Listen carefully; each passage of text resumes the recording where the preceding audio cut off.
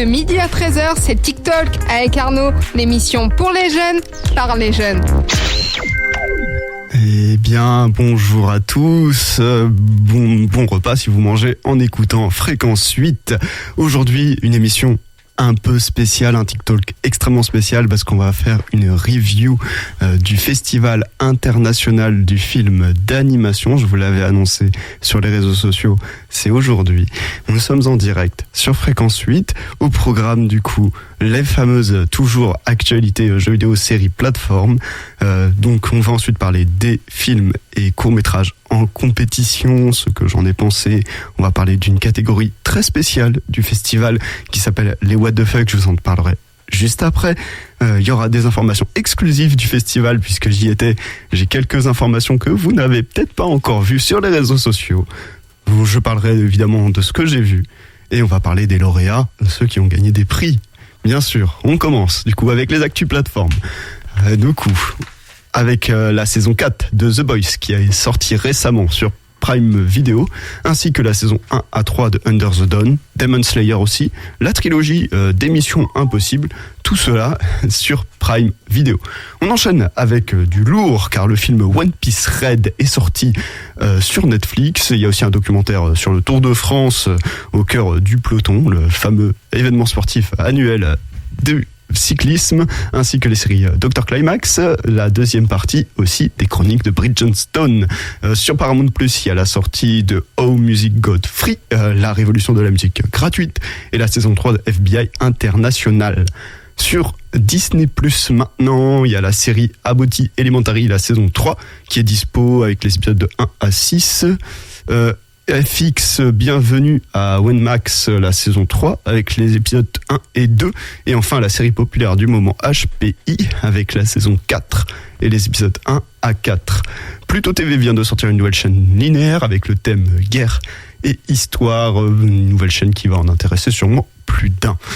Et on va terminer du coup avec cette actu plateforme avec une petite série d'animation que j'ai beaucoup aimée sur Netflix, Anthologie Macabre, qui est une série d'animation de 12 épisodes, plus flippants et perturbants les uns que les autres dans un Japon de notre temps, avec des histoires à vous en faire des cauchemars. Il y a eu aussi la sortie de HBO Max la semaine dernière, mais on vous en parlera un peu plus vendredi. Et on s'écoute tout de suite Alone de Marshmello. C'était End of Time de K391. Et maintenant, Arnaud, je crois que vous allez nous parler des films longs et courts-métrages qui ont été en compétition durant ce festival. Et oui, durant ce festival, il y a eu des compétitions pour les courts et longs métrages, et d'animation évidemment, et on ne peut pas tous les citer malheureusement, car il y a eu quand même 31 courts-métrages en compétition et 12 longs-métrages en compétition, et on va quand même en citer quelques-uns. Pour les longs-métrages, il y a eu Abziz, la capacité d'une femme à donner naissance à des créatures marines qui est exploitée à des fins commerciales. Flower Show, les filles sont cultivées comme les fleurs depuis des générations. Nous avons besoin de plus de saisons pour intégrer de nouvelles méthodes dans le système. Hurricane. Hurricane se rue du coup pour sauver son stand de bière préféré, impressionner son crush, la barmaid, en ouvrant un nouveau fût. Dans le quartier de Prague, violent, il affronte voleurs, flics et sa propre soif. Pour les longs métrages, pardon, c'était les courts métrages. Là maintenant, pour les longs métrages, du coup, on va en citer quelques-uns. La plus précieuse des marchandises, un film français. Il était une fois dans un grand bois, un pauvre bûcheron et une pauvre bûcheronne. Le froid, la faim, la misère et partout autour d'eux, la guerre, leur rendant la vie bien plus difficile. Ensuite, le film japonais Toto-chan, la petite fille à la fenêtre, le quotidien de la petite Toto-chan au sein de l'école Tomeo. Lors de la Seconde Guerre mondiale, elle comprend ce que sont le racisme et l'intolérance et découvre la dure réalité de la guerre. Rock Bottom, dans cette comédie musicale animée qui vous plongeront dans l'histoire d'amour passionné de Bob et Alfie, deux jeunes artistes immergés dans le tourbillon créatif de la culture hippie des années 70.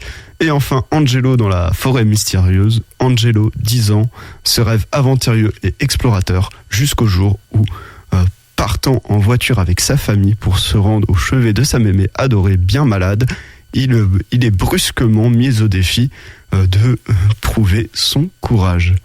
J'ai posé la question aux festivaliers de ce qu'ils pensent de cette nouvelle édition et on les écoute. Quel est votre ressenti global sur le festival ? Du coup, moi c'est la première fois que je viens, donc plutôt content. Ça fait plaisir de voir plein de gens qu'on connaît un peu partout et tout autour, même sans forcément leur parler et tout, mais juste je m'attendais pas à ce que ce soit aussi gros en vrai. Mais non, ça fait plaisir. Moi c'est ma 2e année à Annecy et je trouve ça un peu bizarre parce que j'ai l'impression d'être dans une ville de doppelganger où on peut croiser n'importe qui à n'importe quel moment. Mais sinon c'est très sympa, j'aime beaucoup. Oui, en fait pareil, j'ai l'impression qu'on est des mis et qu'on se croise tout le temps et qu'on fait hey, salut, comment tu t'as... Moi j'aime les chiens, moi j'aime les chats et tout. Il y a une fontaine, c'est trop drôle. Il y a beaucoup de gens et c'est plutôt une ambiance cool. Et du coup, moi je me sens très bien ici. Pour l'instant, je dirais que c'est assez tranquille vu qu'il a plu le premier jour. Ça a donné le ton un peu calme de ce festival, mais j'ai l'impression que ça reprend un peu en énergie. Et là, les What the Fuck pour clôturer cette première journée du lundi, c'est super quoi. Déjà fatigué, mais je passe un très bon festival. Effectivement, c'est beaucoup plus calme que j'en ai l'habitude, mais je pense que ça va aller mieux. Aujourd'hui, il a fait beau, c'était agréable. Très très cool. C'est la première fois que je viens vraiment à Annecy, mais voilà, ils ont quand même il y a cette idée que l'ambiance est vraiment cool. Donc ça, je le confirme cette année vraiment. C'est vraiment trop cool l'ambiance. Tout le monde est super sympa. Et on a beau être nouveau dans cet univers d'Annecy du festival parce que on sent qu'il y a des gens qui sont habitués à venir tous les ans et je comprends pourquoi. Ça me donne déjà envie de venir l'année prochaine. Et il y a plein de petites choses, de petites habitudes de chaque personne où, par exemple, pendant les intros des films, le lapin, les avions en papier, tout ce genre de trucs qui sont tout de suite, ça te met dans l'ambiance et tu te dis waouh, ok, je suis tombé sur un truc vraiment très très cool. Et c'est à la fois un énorme événement et à la fois t'as l'impression de faire partie d'une petite famille de passionnés quoi. Voilà un vrai témoignage d'un passionné qui découvre du coup le festival. Et pour ma part, j'ai vraiment aimé l'ambiance, les séances, les grands écrans, lancer des avions en papier comme le fait la tradition. D'ailleurs, j'ai réussi à en poser 2 sur la scène. Je me félicite pour ça d'ailleurs. Rencontrer des passionnés, des professionnels de l'animation, crier lapin, les conférences de presse, les soirées, ainsi que me balader le long du lac. Bref. Malgré la fatigue, cela reste inoubliable. Et on s'écoute tout de suite Que descendre de Houston 13. De midi à 13h, c'est TikTok avec Arnaud. Avec le Festival international du film d'animation d'Annecy, en parlant d'une projection qui me tient à cœur personnellement. Cette projection se nomme What the Fuck. Lors de cette projection, on peut y trouver des courts-métrages hors compétition qui cassent les codes de l'animation traditionnelle avec un humour décalé et des ambiances clairement au 3e degré. C'est vraiment une manière de montrer que l'animation n'a aucune limite. Et lors de cette projection, il y avait 15 courts-métrages et je vais en citer quelques-uns. Par exemple, Corman Origin Theory. Corman est un simple homme, mais un jour son champ de maïs fut envahi par des canards. Il décida donc de les chasser car il avait une sacrée aversion pour ces animaux. Un court-métrage du coup de Alexandre Louvenan qui dure 1 minute. Larry, un chien perdu qui perd toute notion de la forme et du temps. Et le court-métrage que j'ai bien aimé personnellement, Et si ce n'était pas le bon, le portrait d'un esprit créatif confus qui connaît la souffrance de réaliser un film de fin d'études et d'assumer ses responsabilités. Créé par Alcul Mirak Heinkin pour une durée de 2 minutes. D'ailleurs, j'ai pu le rencontrer au festival et le féliciter pour son court-métrage qui était vraiment impressionnant. Et encore, je les ai pas tous cités. Il y en avait 15 et ils méritaient tous sa place dans la section What the Fuck cette année. Et à la sortie de la projection, du coup, j'ai interrogé les spectateurs pour savoir ce qu'ils en ont pensé et on les écoute tout de suite. Là, on vient tout juste de sortir des What the Fuck. Quel a été votre court-métrage favori ? Personnellement, je pense que mon court-métrage favori, c'est celui avec les 2 personnes qui se rencontrent, qui marchent en accéléré et on voit un sorte de time-lapse de toute leur vie qu'ils auraient pu avoir et juste ils passent. Et j'ai trouvé ça très court et très chouette. Ouais, ils finissent tous les deux, l'un et l'autre, séparés au final. final, ouais. C'est vachement intéressant. Et vous ? Bah, c'est dommage, j'étais aussi sur celui-là, du coup, c'est celui qui je pense m'a le plus touché, parce que très simple, très court et avec un visuel qu'on retient, je sais pas. Après, il y a celui de celle qui a assassiné son mari, là, qui était assez perturbant avec cette histoire de chaussettes. Au début, on comprend pas bien vers où on va, on comprend petit à petit, on sait pas trop au final à la fin si c'est ce qui est vrai, ce qui est faux, je sais pas, c'est assez prenant, j'ai bien aimé. Celui avec l'ange, je me rappelle plus comment il s'appelle. Oui. Moi non plus. Voilà, et sinon il y en avait un avec des canards et un skate et du maïs, et c'était super. Celui-là, je l'ai adoré personnellement aussi. Cendant, peut-être. Cendant, oui, j'ai bien aimé Cendant. Moi j'ai bien aimé le guide du martyr. Et moi j'ai bien aimé le dernier, c'était Dreamland ou Dreamland, c'est ça, ouais. Et je les remercie tous d'avoir répondu au micro. Et pour ma part, j'ai vraiment apprécié The Shorted Relationship in the World, un très très court métrage sur un couple en fait qui marche chacun de leur côté avant de se croiser. Et c'est au milieu de l'écran, quand ils se croisent, que l'intégralité de leur relation se passe très très très très rapidement.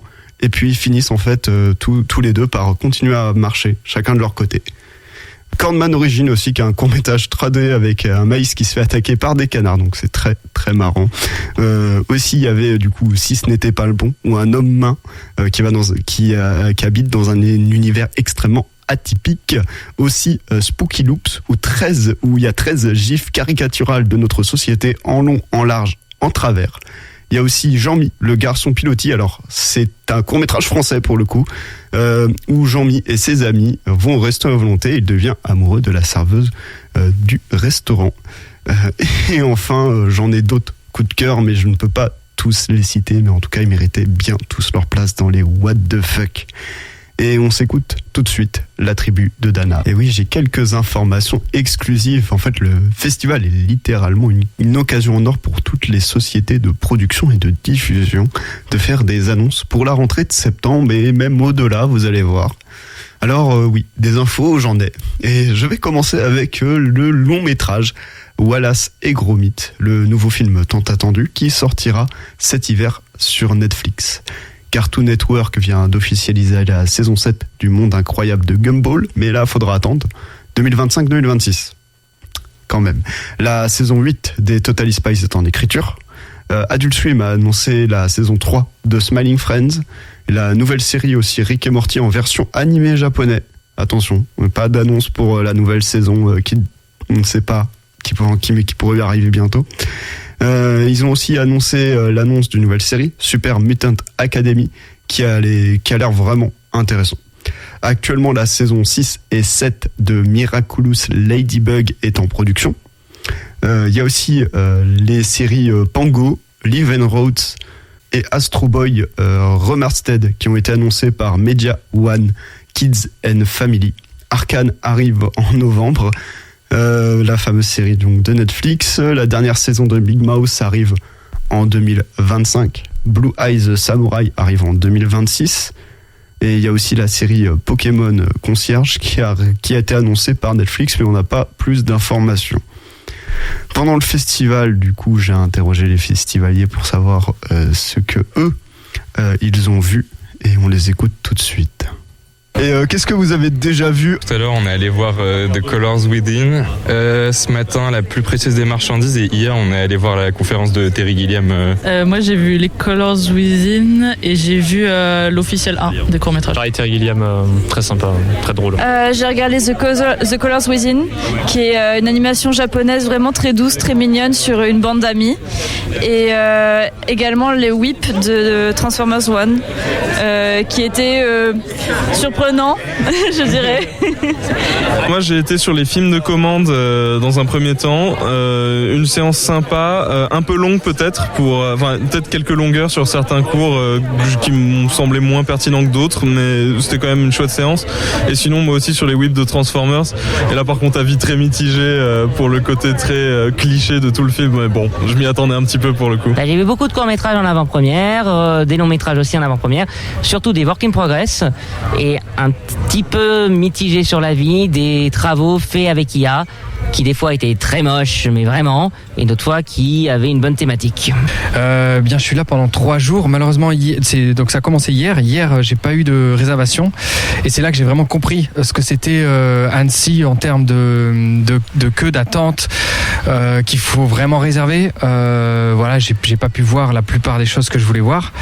Donc hier, c'était une journée compliquée d'apprentissage du festival, mais ça ne m'a pas empêché de continuer à vraiment être dans cette hype positive. Et aujourd'hui, vraiment, j'avais des réservations et j'ai pu vraiment profiter un max, voir plein de choses incroyables, des professionnels, des gens que tu vois en vrai, que tu vois normalement au cinéma ou à la télévision, des réalisateurs, des gens de l'ombre aussi que t'as pas l'habitude de voir en vrai et qui sont là, même des gens qui sont dans la file d'attente avec toi, qui sont complètement dingues, tu t'aurais jamais croisé. Ah, bah dis donc, ils étaient passionnés ces gens-là. Et alors vous, Arnaud, qu'est-ce que vous avez vu ? Alors déjà, je les remercie d'avoir accepté, d'avoir pris la parole au micro. Et oui, pour ma part, j'ai vu beaucoup de choses effectivement, malgré que j'avais mon accréditation MIFA et du coup je devais aller entre les conférences de presse et les projections. Et en fait, c'est là où on voit qu'il y a 2 mondes séparés. Il y a vraiment le côté projection pour les festivaliers qui veulent regarder des films, mais il y a le côté professionnel aussi, conférences de presse d'un autre côté. Mais les deux sont complémentaires et sont vraiment incroyables. Mais du coup, j'ai pris le temps du coup de voir des choses. Je vais commencer du coup avec les films de télévision en compétition. Donc du coup tout ce qui est un peu série ou court-métrage mais qui ont été produits et faits pour la télé et par la télévision. Par exemple, j'ai pu voir Beavis et Butthead. Donc un petit coup de cœur personnellement, j'aime beaucoup cette série. Il y a aussi la série Les Expats. Là un court-métrage plutôt Bad Bad Belgium Uranium. Il y a aussi le court-métrage en stop-motion, pour le coup. Lola et le piano à bruit. Et la nouvelle mini-série de télévision qui sera sur, il me semble, France Télévisions, de Xilam Animation, donc la société française d'animation, La vie au château. Et enfin, Tabi Mactat. Donc ça, c'est pour les courts-métrages, ou plutôt tout ce qui est en rapport avec films de télévision. Il y a aussi les What the Fuck, que j'ai vus, mais ça, je vous en ai déjà parlé. J'ai vu aussi les films Toto-chan, La petite fille à la fenêtre, un long-métrage très poignant, qui parle du coup du Japon, au sein même de la guerre, de la Seconde Guerre mondiale. Et voir du coup les transformations du Japon et des Japonais par rapport à cet événement. Anzu, chat fantôme, un long métrage assez marrant sur un chat qui sait parler, qui sait marcher et qui emmène du coup la petite fille du grand-père du maître du coup d'Anzu dans une aventure assez folle, mais ça je vous le laisserai découvrir. J'ai pu aussi voir les 100 ans des courts-métrages de la Warner pour fêter du coup les 100 ans de la firme très célèbre. Et j'ai pu aussi voir Next on Netflix Animation, qui était un vrai show à l'américaine. Vraiment, Netflix, ils ont mis le paquet. Il y a même eu Alain Chabat qui est allé sur scène, où personne s'y attendait. Donc vraiment, c'était fou. C'est pour l'annonce d'ailleurs de Astérix et Obélix. Voilà, il y a eu aussi du coup les créateurs de Wallace et Gromit pour parler en long, en large, au travers du film qui sortira du coup cet hiver, comme je vous l'ai déjà dit. C'était vraiment incroyable. Il y a eu aussi les films projetés à l'extérieur. Là, pour le coup, même sans accréditation, vous pouvez accéder aux films à l'extérieur. Donc, il y en a 2, un sur un petit écran et un sur un grand écran un peu plus tard. Donc, c'est toujours bien pour les fans et pour ceux qui habitent à Annecy de pouvoir voir des projections entièrement gratuitement à l'extérieur. Ça fait toujours plaisir, honnêtement. Enfin bref, j'ai eu un grand plaisir à regarder toutes ces œuvres qui méritent tous leur réputation. Et on s'écoute tout de suite Falling Apart de Feldu. C'était Hades par Luv Resval. Oui, très excellent rap que je découvre moi personnellement à cet instant. Bon. Voilà. Très bon. Et malheureusement, j'ai appris qu'il n'en ferait plus. Ouais, malheureusement, voilà. Oui. Là, il était en featuring avec Luigi PK. Ah, d'accord. Okay. Et alors, par contre, ce que j'ai cru comprendre, c'est que maintenant, Arnaud, vous allez nous parler suspense, tic-tac, tic-tac, tic-tac, suspense, attention. Les lauréats de ce festival. Et oui, à la fin du festival, nous avons bien sûr eu la remise de prix. Et Franchement, ils le méritent et on va les citer. On va commencer avec le long métrage Flow, qui a gagné quand même 3 prix, dont le prix du jury. Toto-chan, la petite fille à la fenêtre, que j'ai beaucoup aimé, que j'ai regardé, du coup sur un Japon des années 40 pendant la Seconde Guerre mondiale, qui a gagné quand même le prix Paul Grimaud. Pour les courts-métrages, nous avons eu du coup Hurricane, je vous en ai parlé tout à l'heure, pour le prix du public. La voiture est revenue de la mer pour le prix du jury, ainsi que Percébé pour le cristal du court-métrage. Donc le cristal du court-métrage, c'est la plus grande prestance qu'on peut avoir, le plus grand prix qu'on peut avoir durant ce festival. Bien sûr, il y a le cristal du long-métrage, mais ça, je vais bien sûr le dire à la fin, évidemment. Donc on va continuer avec du coup les productions télé. La vie au château, que je vous en ai parlé tout à l'heure, qui arrive bientôt sur d'ailleurs France.tv. Du coup, c'était l'épisode Le Fantôme de Versailles que j'ai regardé, qui était vraiment excellent et très marrant. Pour le prix du jury pour une série télé. Lola et le piano à bruit, que j'ai aussi vu, donc un court-métrage en stop motion sur un enfant qui a du mal à communiquer avec sa famille et qui ne retrouve que le sens de la communication à travers les sons qui l'entourent dans son monde. Et là, sa sœur, voyant qu'il y a certains bruits qu'il préfère qu'à d'autres, préfère du coup créer un piano qui regroupe tous ces bruits qu'il aime, et c'est à travers ce piano qu'il réussit à communiquer tout son côté positif de sa vie, parce qu'avant il ne savait dire que cheval. Donc le Lola et le piano à bruit, donc une création française qui a réussi à avoir le prix du jury pour un spécial télé. Et une guitare à la mer a reçu le prix du public. Et le cristal aussi pour une production télé. Je n'ai malheureusement pas pu le voir. Et enfin, le cristal pour le long métrage tant attendu, du coup, qui a été attribué à Memory of a Snail. Je n'ai malheureusement pas pu le voir. Alors, à savoir qu'énormément de longs métrages étaient diffusés en avant-première durant le festival, et que du coup beaucoup vont être diffusés dans les cinémas dans les mois à venir, peut-être années, parce que par exemple l'année dernière j'en avais vu un qui est sorti au cinéma que maintenant. Donc voilà, c'est pour dire que durant les mois à venir vous pourrez en voir. Il y en a même qui ont été diffusés qui étaient très loin d'être terminés. Des longs métrages, je me souviens, c'est pas moi qu'on a vu un, c'est mon frère qu'on a vu un qui était clairement pas fini, et pourtant qui valait quand même d'être diffusé, malgré qu'il manquait énormément de scènes, de plans et de bruitage. Le film était loin d'être fini. Et pourtant, il a quand même été diffusé, donc on espère qu'il sera peut-être diffusé en version définitive l'année prochaine. Qu'énormément de films d'ailleurs qui n'étaient pas en français sera traduit, comme là je pense à Anzu, Chat Fantôme, Toto-chan, la petite fille à la fenêtre, qui j'espère du coup sera disponible d'ici les mois prochains en France et en français dans nos salles de cinéma. Je pense aussi Détective Conan, qui a eu un grand après. Beaucoup de gens ont apprécié, il y a eu beaucoup de monde à aller le regarder. Il sortira le mois prochain au cinéma en France. Et du coup, je vais terminer en disant que en 2025, le festival aura lieu du 8 au 14 juin. Et ce sera pour célébrer l'animation hongroise cette fois-ci. Et cette année, c'était l'animation portugaise. Pour conclure, du coup, je dirais que c'était une expérience vraiment incroyable et unique. Quand on rentre à Annecy, c'est réellement rentrer dans un univers complètement déjanté et passionnant, de professionnels et de passionnés réunis au même endroit. C'est vrai qu'on peut on peut faire la file d'attente et on peut être entre un producteur d'animation et derrière un fan, ou même quelqu'un qui travaille dans une autre branche de l'animation, comme dans la modélisation 3D par exemple. Enfin, c'est vraiment incroyable de rencontrer autant de gens dans un si petit endroit, autant de gens importants en fait, dans un si petit endroit du même secteur en fait. C'est vraiment quelque chose de fou. Et ça rend en fait tout cet événement unique et si impressionnant. Donc des fans de l'animation, des avant-premières comme je vous en ai parlé, et j'espère sincèrement que vous pourrez bientôt les voir au cinéma. Oui, alors moi par contre depuis tout à l'heure je suis un petit peu perplexe par la présence que vous avez évoquée d'Alain Chabat.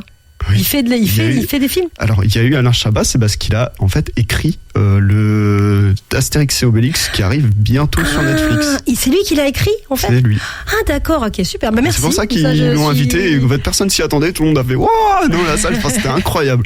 La salle, la grande salle à 1000 places. D'accord, c'était vraiment fou. Ouais. Ouais, parce que oui, d'accord. Ah bah oui, Astérix, bien sûr. D'accord. Je savais pas que c'était lui. Je savais pas que c'était Alain Chabat qui avait écrit. Bah si, il était là pour en parler. Il y a des chances que ce soit bon alors. Oui, franchement, je pense que ça va être un bon film d'animation. J'ai hâte qu'il sort sur Netflix. Je sais plus si je crois que c'est en janvier 2025. Je crois. Super. Je suis super. plus sûr, mais il me semble que c'était ça. Du coup, faire des avengements au papier. Et j'ai réussi à en mettre 2 sur la scène. Je le redis, mais je suis trop content de l'avoir fait. C'est pas facile. Crier lapin lors du trailer quand il y a un lapin. Tout le monde le fait, c'est génial de faire ça. Faire des... Quand il n'y a plus un bruit, quand il y a un son, quand il n'y a plus un son en fait, juste faire des... Juste pour donner de l'ambiance à la salle, c'est vraiment un univers unique quoi. Crier aussi va faire tout noir. Là normalement tout le monde doit répondre quelque chose. Si les gens ont la référence. Je dirais pas là, mais normalement les gens ont la référence. Ah bah je l'ai pas du tout. Tout ça en fait rend l'événement incontournable et inoubliable. Juste envie de dire que j'ai hâte d'y retourner l'année prochaine et vive l'animation. Eh bien, je pense que vous y retournerez l'année prochaine, vu le plaisir et la passion que vous nous avez même transmise, réussi à nous transmettre, Arnaud, hein, c'est clair. Hein. Merci, c'était mon but et ça me ferait très plaisir de savoir que ça a été le cas. Oui, vraiment. Merci à vous et merci Chris pour la régie. Pas de souci. Merci à vous pour cette émission très passionnée. Merci. Et restez sur Fréquence 8. TikTok, c'est déjà fini. Oh non. Mais on se retrouve vendredi. Ouais. Bonne semaine.